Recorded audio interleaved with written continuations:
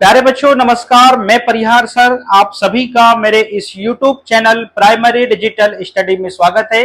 प्यारे बच्चों, आज के इस वीडियो में कक्षा पहली की आनंदमय गणित का पाठ 7 लीना का परिवार आज हम पढ़ने वाले हैं। प्यारे बच्चों, आपके पास में आनंदमय गणित की जो बुक होगी उसको ओपन करना है और पाठ 7 निकाल लेना है। तो प्यारे बच्चों, आपको इस वीडियो को चालू करके आपको बैठ जाना है। चलिए अब बिना देर किए हुए हम वीडियो की शुरुआत करते हैं और पाठ को पढ़ते हुए आगे बढ़ते हैं और इसमें जो भी प्रश्न आएंगे उनको हल करते जाएंगे। तो ये रहा लीना का परिवार और यहाँ पर लिखा है लीना के परिवार का मिलना और जुड़ना। तो लीना अपने परिवार के साथ एक गांव में रहती है। वह अपने दादा दादी, माता पिता और एक भाई सानबोर के साथ में रहती है। उसके चाचा चाची और चचेरे भाई बहन उसके घर के पास में रहते हैं। तो चलिए अब हम आपको दिखाते हैं। ये रहा लीना का परिवार। ये देखो, ये है लीना और ये है लीना के मम्मी पापा और ये रहा लीना का भाई सानबोर और यहाँ पे लीना के दादाजी और ये लीना की दादी। इस प्रकार से आप यहाँ पे लीना का परिवार देख रहे हैं। आगे हम पढ़ते हैं। लीना स्टूल पर खड़ी है। उसे लंबा दिखना बहुत पसंद है। लीना के परिवार में सबसे लंबे सदस्य पर गोला लगाइए। आप ये परिवार देख पा रहे हैं और यहाँ पे सबसे लंबा सदस्य आपको कौन दिख रहा है? यहाँ से सबसे लंबा जो सदस्य है वो है लीना के पापा। सबसे लंबे लीना के पापा है। तो यहाँ पे हमको गोला लगाना है, तो एक छोटा सा गोला हम यहाँ पे लगा देते हैं इस प्रकार से, छोटा सा गोला। चलिए, तो आप भी अभी गर्मियां की छुट्टी चल रही हैं। आप निश्चित रूप से जब छुट्टियां खत्म होगी तो आप अपने मामा या नाना नानी के यहाँ गए होंगे किसी गांव में और गांव में रह के आए होंगे। तो आपने वहां पे आपके मामा का परिवार देखा होगा, आपने अपने घर में परिवार देखा होगा। इस प्रकार के सदस्य आपको दिखाई देते हैं। तो चलिए अब हम आगे चलते हैं इसमें। चलिएगा, अब यहाँ पे लीना के परिवार ने अपने परिवार के सभी सदस्यों को मिलने आमंत्रित किया। चलिए, तो यह है लीना का परिवार और लीना के परिवार ने सभी सदस्यों को मिलने के लिए आमंत्रित किया। आमंत्रित किया मतलब बुलाया मिलने के लिए। तो देखिए यहाँ पे ये रही वो लीना और ये रहा लीना का भाई, ये लीना के मम्मी पापा, ये है दादा दादी और ये है चाची और ये है चाचा और ये दोनों हैं चचेरे भाई बहन। इस प्रकार से आप यहाँ पर लीना का पूरा परिवार देख रहे हैं। इस परिवार में कुल कितने सदस्य हैं जरा गिनते हम। ये 4 हो गए, 5 6 7 8 9 10। तो लीना के परिवार में कुल कितने सदस्य हैं? कुल 10 सदस्य हैं। चलिएगा, अब इसको हम आगे की ओर बढ़ाते हैं और इससे संबंधित कुछ प्रश्न हैं यहाँ पे, इनको हम पढ़ते हैं। लीना के परिवार में कुल कितने सदस्य हैं? अभी हमने गिना 10 हैं। परिवार के सबसे लंबे सदस्य पर सही का चिन्ह लगाइए। अभी हमने लीना का परिवार देखा, तो इस लीना के परिवार में सबसे लंबा जो सदस्य है वो कौन है? वो है लीना के पापा। इस परिवार में सबसे लंबे जो सदस्य है वो है लीना के पापा। अगला प्रश्न क्या है इसको हम पढ़ते हैं। चलिएगा, अगला प्रश्न है परिवार के सबसे छोटे सदस्य, परिवार के सबसे छोटे सदस्य पर टोपी बनाइए। चलिएगा, ये परिवार है और परिवार का सबसे जो छोटा सदस्य है ये रहा लीना की चचेरी बहन। इसके सर पे हमने इस प्रकार से टोपी लगा दिए, ये लगा दिए। अब अगला प्रश्न क्या कहता है चौथे नंबर का, उसको देखते हैं। वह कौन है जो लीना के पिता से छोटा और लीना की मां से लंबा? तो चलिएगा, अब हम यहाँ पे देखते हैं, चित्र देखते हैं। तो लीना के पापा से छोटा और लीना की मम्मी से बड़ा, तो दोनों की हाइट के हिसाब से आपको देखना है। तो ये रहे लीना के जो चाचा हैं वो यहाँ पे आएंगे। तो यहाँ पे अब प्रश्न जो कहा उस प्रकार से हमने यहाँ पे क्या करना है। यहाँ पे तो वह कौन है जो लीना के पिता से छोटा है और लेकिन लीना की मां से लंबा है? तो कौन है? लीना के चाचा। तो हम यहाँ पे उत्तर में लिख सकते हैं, यहाँ पे चाचा। क्या लिख सकते हैं यहाँ पे हम इस प्रकार से चाचा लिख सकते हैं। आपके परिवार में सबसे लंबा कौन और परिवार का सबसे छोटा सदस्य कौन? ये आपको मौखिक बताना है। आपकी कक्षा में सबसे लंबा बच्चा कौन और आपकी कक्षा में कितने बच्चे आपसे लंबे हैं, ये आपको पता करना है और पता करके आप अपने शिक्षक को बताएंगे। चलिएगा, इस प्रकार से हम आगे बढ़ते हैं। अब हम इस चित्र को देखते हैं। यहां पर लीना पहाड़ी की चोटी पर एक लकड़ी के घर में रहती है। क्या आप तस्वीर में उसका घर ढूंढ सकते हो? हाँ, हम ढूंढ सकते हैं। चित्र को देखते हुए सही विकल्पों पर गोला लगाइए। देखिएगा, यह है स्कूल, यह है दुकान और वो रहा, यहां पे बोल ही रहा है कि लीना पहाड़ी की चोटी पर एक लकड़ी के घर में रहती है, तो पहाड़ी की चोटी दूर आएगी, तो ये रहा लीना का घर और एक घर यहां पे है। इस प्रकार से यहां पर ये स्कूल की बस दिखाई दे रही है और यहां पर ये बच्चा है। तो यहां पर कुछ प्रश्न दिए हुए हैं इससे संबंधित, हम उन प्रश्नों को हल करते हैं। चलिएगा, अब यहां पे लीना का उसका जो घर है दुकान के पास में है क्या दूर है? तो लीना का जो घर है दुकान से क्या है, दूर है। और यहां पे पूछ रहा है और स्कूल के पास में है, तो यहां पर हमको निशान लगाना है। चलिएगा, सही विकल्प पे हमको निशान लगाना है। तो उसका जो घर है दुकान से क्या है, सबसे दूर है, सबसे दूर है और स्कूल के सबसे पास में है। इस प्रकार से हम सही विकल्प पर निशान लगाएंगे। स्कूल दुकान के सबसे कहां है, पास में है और लाल छत वाले घर के सबसे क्या है, दूर में है, पास में नहीं है, दूर में है। इस प्रकार से हम यहां पर निशान लगाएंगे। अब अगला प्रश्न क्या कहता है, देखिएगा, बच्चा स्कूल बस के सबसे पास में है या सबसे दूर में है? ये जो बच्चा है स्कूल बस के सबसे पास में है, ये कंफर्म हो गया। तो हम यहां क्या करेंगे, यहां पर जो पास में है तो बच्चा स्कूल बस के सबसे पास में है और स्कूल के सबसे दूर है, तो यहां पर दूर वाले पे हम निशान लगा देंगे। इस प्रकार हमने चित्रों को देखकर यहां पे विकल्प पे हमने सही विकल्प पे निशान लगाया। इसे भी जानिए, ये प्रतिमा है, ये सरदार वल्लभ भाई पटेल की प्रतिमा है जो स्टैचू ऑफ यूनिटी के नाम से जानी जाती है, एकता की मूर्ति भी कहा जाता है। यह विश्व की सबसे ऊंची प्रतिमा है और यह गुजरात में स्थित है।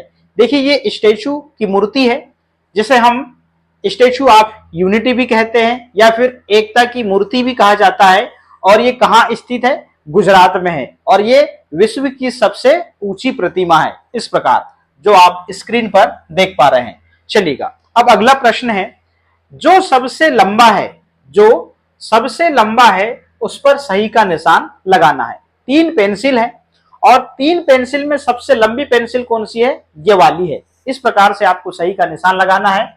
यहां पे भी आपको सबसे जो ऊंचा है उसमें क्या करना है, हमको सही का निशान लगाना है। तो सबसे ऊंचा कौन है, ये है, इस पे हमने सही का निशान लगा दिया। चलिएगा, अब यहां पे देखिएगा, जो सबसे छोटा है उस पर सही का निशान लगाना है। तीनों में सबसे छोटा कौन है, ये भिंडी है। अब यहां पे देखो, तीनों में सबसे छोटा कौन सा है, ये वाला शर्ट है, तो इसमें हमको सही का निशान लगा देना है। अगला प्रश्न देखते हैं। प्रश्न क्रमांक ग कहता है कि सबसे मोटा है उस पर सही का निशान लगाओ। सबसे मोटा, तो यहां पर सबसे मोटा कौन दिख रहा है, जरा देखो कौन सी बुक दिख रही है, ये वाली दिख रही है। इस प्रकार से हम इस पे निशान लगा देंगे और सबसे मोटा ये वाला बॉक्स है।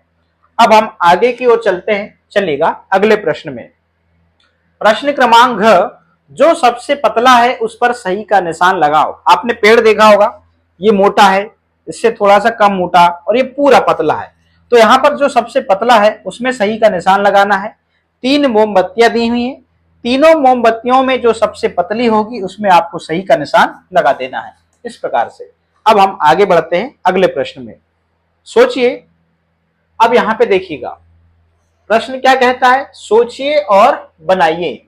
अब यहां पे इससे लंबी छड़ी हमको क्या करना है, यहां पर बांस की बनाना है। तो इस प्रकार से हम यहां पर छड़ी बना देंगे। ये देखिएगा, इससे लंबी बनाना है आपको, ये देखिएगा, ये इस प्रकार से ये हमको इससे लंबी छड़ी बनाना था, जो हमने बना दिया। ये देखो। अब यहाँ पे इससे छोटी रस्सी बनाना है, तो इससे छोटी रस्सी बनाना है तो इस प्रकार हम बना देंगे। ये देखो, ये मैंने बना दिया इससे छोटी रस्सी। इस प्रकार से हम यहाँ पर चित्र बनाए। अब हम आगे चलते हैं, सोचिए और बनाइए। यह तैयार है। अब देखिएगा, छोटी वस्तुओं को नापने के लिए उंगलियों का उपयोग कर सकते हैं इस प्रकार से। मान लीजिए छोटी छोटी जो वस्तुएं होती हैं उनको नापने के लिए इस प्रकार फिंगर का यूज कर सकते हैं। 2 फिंगर, 3 फिंगर, 4 फिंगर, फिर और ज्यादा बड़ी है तो 5, 6, 7 ऐसे ऐसे फिंगर से नापना है छोटी वस्तुओं को। बालिश से यदि ये वाला अंगूठा और ये छोटी फिंगर इस प्रकार से हम तानेंगे, ये दोनों के बीच की दूरी को बालिश से ऐसे नापेंगे। ये ऐसे नापते हैं, ठीक है ना। इससे मान लो यदि छोटा हो, इस कोई वस्तु छोटी है तो उसको कैसे नापना है, इस प्रकार फिंगर से नापना है, ठीक है ना। तो यहां पर देखिए, नापने के लिए उंगली का उपयोग कर सकते हैं। जैसे रबर हुआ, आपके पास में कटर है ना, इरेजर है। इस प्रकार से आप इन वस्तुओं को आप उंगलियों से नाप सकते हैं। अब चित्रा अपने हाथ का उपयोग करके कॉपी, पेंसिल, छड़ी, मेज की लंबाई का भी पता लगाना चाहती है। अब देखिएगा, यहाँ पे 42 है, यहां से लेके यहां तक एक 42, और बाकी यहां पर देखिए एक 42 से जगह कम बच गई, तो उसको इस प्रकार से फिंगर से नापना है। ऐसे यहाँ पे आपके हाथ से ये देखेंगे तो एक 42 या 2-3 फिंगर इस प्रकार से आप 42 से नापेंगे, और फिर जो बच जाएगा उसको आप फिंगर से नापेंगे। आप इसको नापेंगे 1 42 और 2 42, तो यहाँ पर लगभग लगभग ये 2 42 की होगी। इस प्रकार अपनी क्लास में जो भी टेबल रखी है, तो टेबल को आपको ऐसे 42 से ऐसे नापना है। आपको क्या करना है, ऐसे, और जब आखिरी वाली जो फिंगर होगी उसके जगह में फिर अंगूठा रखेंगे और उसके आगे ऐसे नापेंगे, ठीक है ना। इस प्रकार आपको 42 से नापना है। और जो जगह बच जाएगी, जैसे मान लीजिए आपने इसको, देख लीजिए ये छड़ी है, मेरा हाथ बड़ा है तो मेरा 42 भी बड़ा है, मैं इसको नापूंगा। अब जो जगह बच गई मैं इसको फिंगर से ऐसे नापूंगा, ठीक ना। आपको भी ऐसे ही नापना है। तो चलिए, मैंने यहां पर कैसे नापना है आपको, इसको 42 कहते हैं और इसको अंगुलियां कहते हैं, ठीक ना। इस प्रकार आपको नापना है। सोचो और लिखो, मेरी मेज कितने 42 लंबी है, तो आपको नापना है और लिखना है, मगर सोचना है आपको। चलिएगा, अब यहाँ पे मैं जो है क्या करता हूं, 42 से आपको जो मेज है, मेज कितनी लंबी है ऐसी चौड़ाई नापना है, उसकी लंबाई। तो आप नापेंगे तो कम से कम 6 या 7 42 निकलेगी। मेरा जो बैग है वो कितना लंबा है, ये कम से कम 3 42 आपके लंबा होगा, 3 या 4। मेरी कक्षा का जो ब्लैक बोर्ड है ये कम से कम आपके 9 या 10 42 लंबा होगा। मेरी गणित की जो पुस्तक है ये कितनी लंबी होगी, कम से कम 2 42 लंबी होगी, ठीक है ना। मेरी बाहें मतलब हाथ जो है वो कितना लंबा हुआ, यदि 42 से नापे तो ये कम से कम 3 या 4 42 लंबा होगा।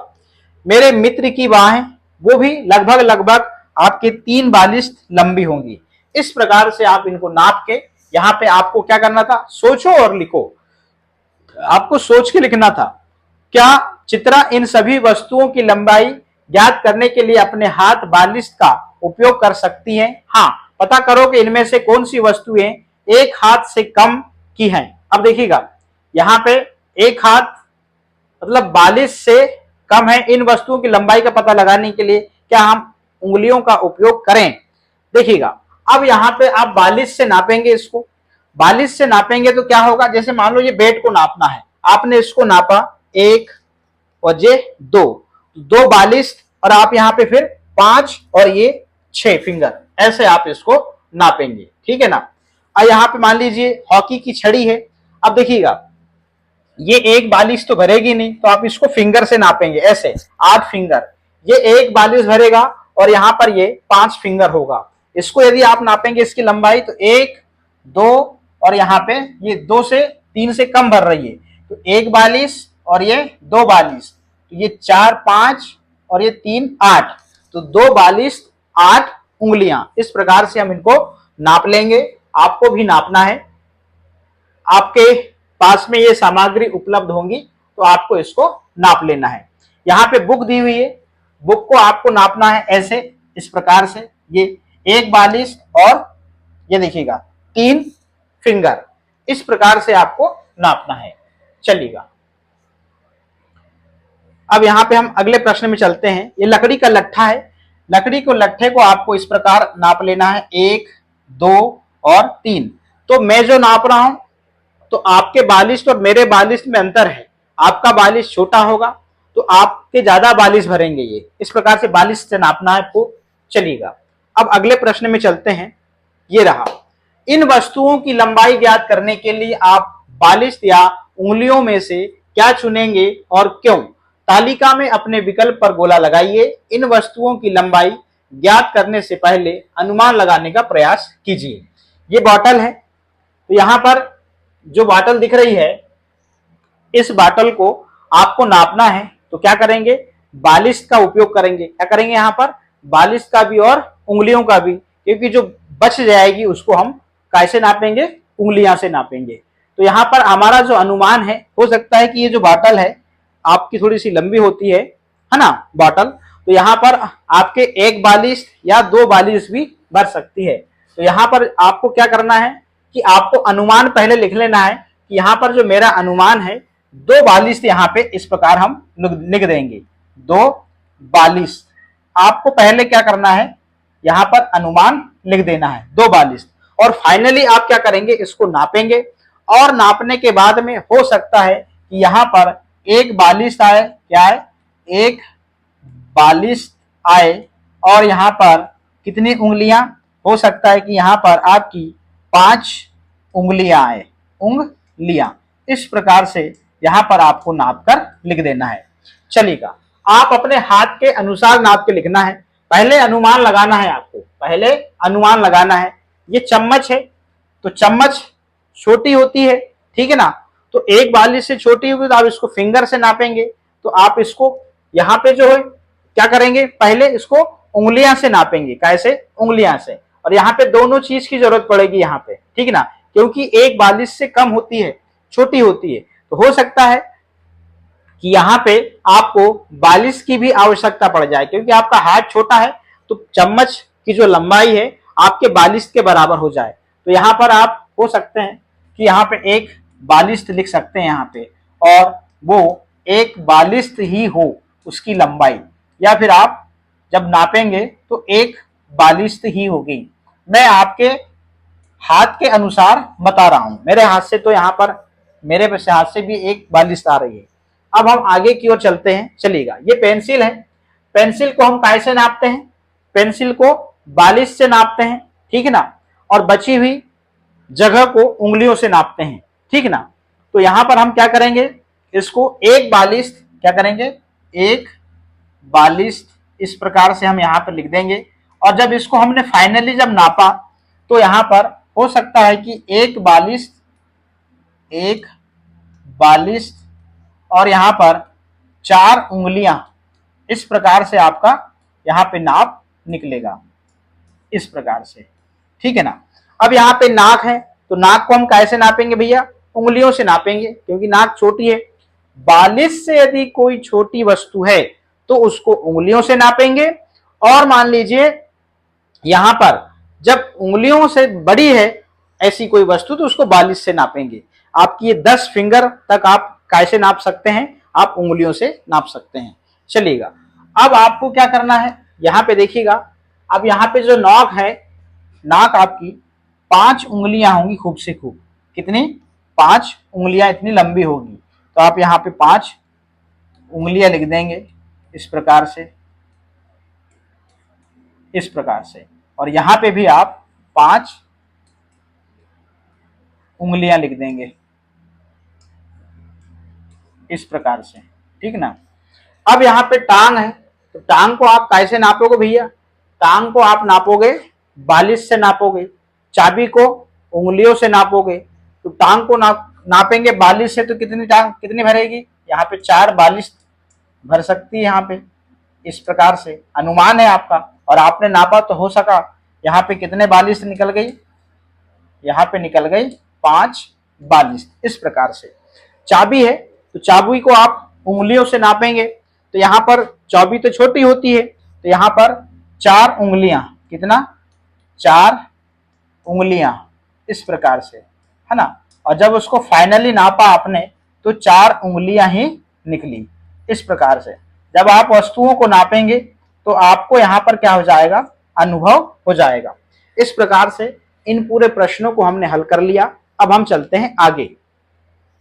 पांव से नापने पर अपनी सीट से कक्षा के दरवाजे के बीच की दूरी आपको क्या करना है, पांव से मेरा अनुमान। तो अब यहाँ पे इस प्रश्न को बड़े ध्यान से देखिए। आप पांव से कैसे नापेंगे, ये रहा, ये वाले पांव से, ये एक पूरे तलवे को एक पांव गिनेंगे, फिर यहाँ इस फिंगर के बाद में दूसरा वाला पांव रखेंगे, तो इस प्रकार से आपको नापना है। अब आपको अनुमानित यहाँ पे नापना है। इस प्रकार से यहाँ जो प्रश्न दिया हुआ है, चलिएगा, यहाँ प्रश्न है, अपनी सीट से कक्षा के दरवाजे के बीच की दूरी, जहां पे आप बैठे हैं तो वहां से आपके दरवाजे के बीच की दूरी आप यहाँ पे हो सकता है कि आप यहाँ पर 15 पांव लिख दीजिए, और आप नापने के बाद में जो उत्तर आएगा आप यहाँ पे लिख दीजिएगा। कक्षा के कमरे की 2 दीवारों के बीच की दूरी, यहाँ पे कम से कम आपके 20 पांव हमने अनुमान के रूप में लिख दिया है। आप नापिएगा और सही उत्तर यहाँ लिखिएगा। अपने बिस्तर से शौचालय के बीच की दूरी, अपने बिस्तर से शौचालय के बीच की दूरी ये कम से कम 40 पांव लंबी होगी। आप नाप के देखिएगा और यहाँ उत्तर लिखना है। आपके कमरे की 2 दीवारों के बीच की दूरी ये कम से कम यहाँ पर 30 आ जाएगी, और आप नापिएगा अपने पांव से और यहाँ पर उत्तर लिखिएगा। इस प्रकार से आपने इन प्रश्नों को भी हल किया। अब यहाँ पे देखिएगा, भारी वस्तु पर सही का निशान लगाएं। दोनों वस्तु को देखें, भारी कौन सी होगी, ये वाली होगी, है ना। इन दोनों में वजन किसका ज्यादा होगा, भारी से मतलब यहाँ पर वजन से है। इस प्रकार से यहाँ पे ये वाला जो चित्र है ये वजन होगा। अब यहाँ पे हल्की वस्तु, दोनों में हल्का कौन है, ये है, ये तो बहुत सरल है। अब बॉटल हल्की होगी क्या, बैग हल्का होगा, तो यहाँ पर जो बॉटल हल्की होगी उस पर सही का निशान हम इस प्रकार लगा देंगे। अब चलते हैं हम अगले प्रश्न पे, चलिएगा। भारी वस्तुओं में हमको रंग भरना है, भारी वस्तु में क्या करना है, हमको रंग भरना है। तो चलिएगा, भारी वस्तु में चलिए हम रंग भरते हैं। और यहाँ पर अब यहाँ पे देखिएगा, एक में बिल्ली बैठी है और एक में बिल्ली नहीं बैठी। तो अब यहाँ पे क्या करेंगे, ये यहाँ पे जो बिल्ली बैठी है, तो जो भारी हो, जिसमें बिल्ली बैठेगी वो भारी हो जाएगा, तो इसमें हमने रंग कर दिया इस प्रकार से। अब यहाँ पे इसमें पानी नहीं है और इसमें पानी है, तो जिसमें पानी है वो क्या हो जाएगा, भारी हो जाएगा। तो हमने यहाँ पर इस प्रकार से भारी वाले में क्या कर दिया, रंग कर दिया इस प्रकार से। अब देखिएगा, ये चादर है और यहाँ पर ये चादर फूल गया है, तो ये बड़ा दिख रहा है, तो ये भारी होगा, इसमें हमने क्या कर दिया, कलर कर दिया इस प्रकार से। जो भारी है उसमें हमको क्या कर देना है, कलर कर देना है। अब गिलास है और बाटल है, तो यहाँ पर गिलास और बाटल दिखाई दे रहा है, तो भारी कौन सा होगा, ये बाटल होगी, तो इस बाटल में हमको क्या कर देना है, कलर कर देना है इस प्रकार से। ये इस प्रकार से हमको इस बाटल में कलर कर देना है। अब हम आगे बढ़ते हैं। अब अगला प्रश्न क्या कहता है, हल्की वस्तु में रंग भरिए। अब देखिएगा, हल्की वस्तु में हमको क्या करना है, रंग भरना है। तो चलिएगा, अब यहाँ पे हल्की वस्तु में क्या करना है, हमको रंग भरना है। तो ये छोटी है तो ये हल्की होगी इस प्रकार से। अब ये कप है तो स्वाभाविक है, छोटा है तो ये हल्का होगा। अब यहाँ ये बास्केट में सब्जी भाजी इसमें नहीं है, इसका मतलब ये हल्का होगा, तो जो हल्का होगा उसमें हमको इसमें रंग भर देना है इस प्रकार से। ये छोटी वाली जो बॉल है ये हल्की होगी, जो हल्की होगी उसमें हमको कलर कर देना है। बहुत ही सरल है। अब देखिएगा, आप और आपके मित्र में कौन भारी है, आप कैसे पता लगाएंगे, कक्षा में चर्चा कीजिए। आप एक दूसरे का वजन करके ही पता लगा सकते हैं, या फिर एक दूसरे को उठा के भी पता लगा सकते हैं कि कौन भारी है। आप वजन पता करिए, आप पता कर सकते हैं कि आपका वजन आमतौर पर कहाँ मापा जाता है। तो चलिए, इसकी मशीन रहती है, उससे भी आप नाप सकते हैं।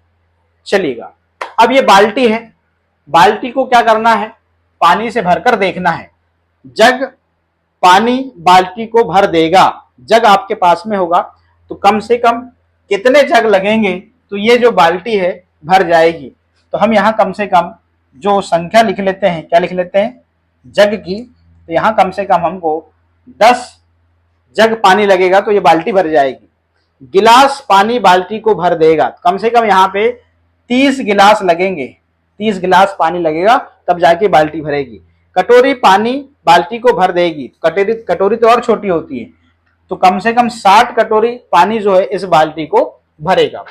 अब कितने प्याले कप पानी से आपकी पानी की बोतल भरेगी? तो कप आपने देखा होगा, यदि आप कप से आप पानी की बोतल को भरना चाहें तो कितने कप पानी लगेगा आप बताइए।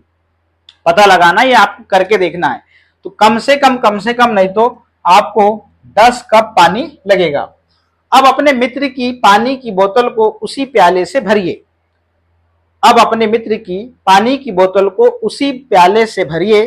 कितने प्याले पानी से बोतल भरेगी? तो कम से कम 8 प्याले से बोतल भर जाएगी। इस प्रकार ये प्रश्न को कंप्लीट करना है। किस बोतल में अधिक पानी आता है? किस बोतल में अधिक पानी आता है?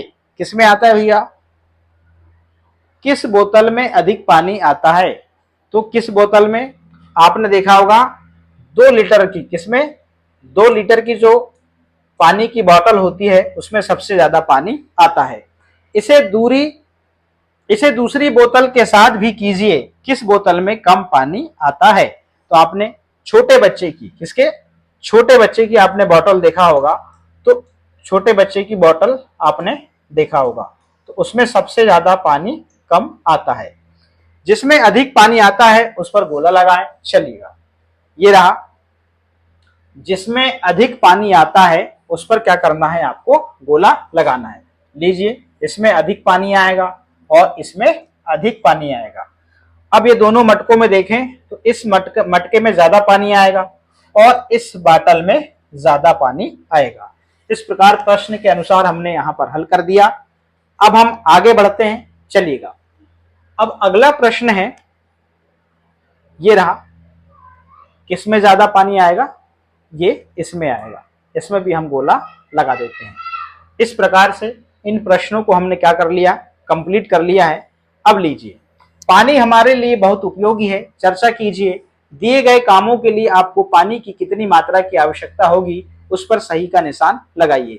अब आपको ब्रश करना है। क्या करना है आपको ब्रश करना है। तो ब्रश करने के लिए आपको बाल्टी भर पानी की आवश्यकता होगी, क्या पानी से भरा जग की आवश्यकता होगी।